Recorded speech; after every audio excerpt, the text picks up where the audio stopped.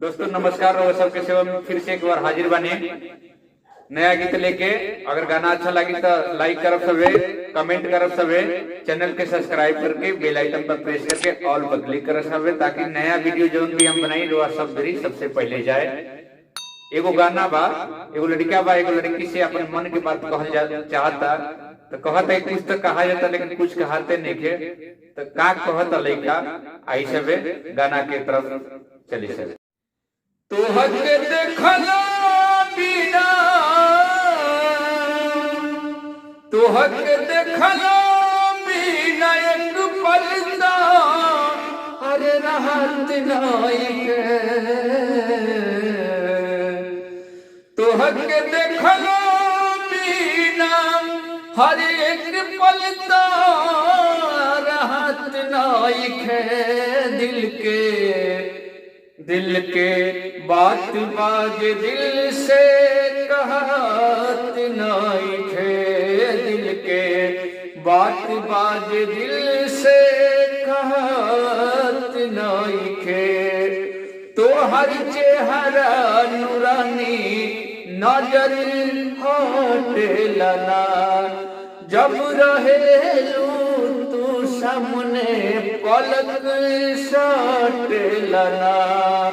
तो हर चेहरा नूरानी नजर हटेला, जब रहेलू सामने पलक सटेला। जान एक पल हो, जान एक पल जुदाई तो हर साथ नहीं है। दिल के बात बाज दिल से कहत नहीं है। दिल के बात बाज दिल से कहत नहीं है।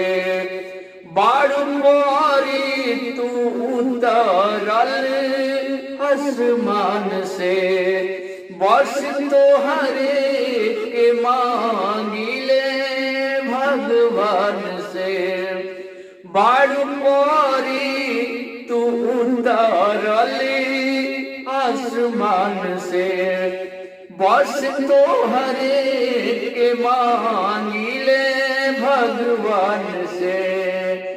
दर्द दिल में बा,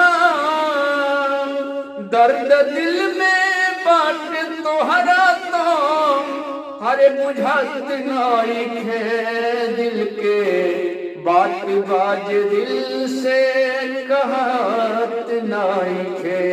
दिल के बात बाज दिल से कहत नहीं है। तू ही मन के बनमित के हो,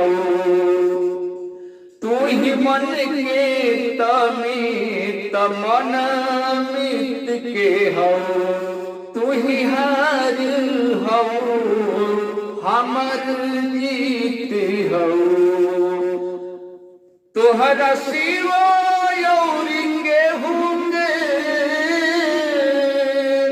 तोहरा सिवा होंगे खयालत नहीं के।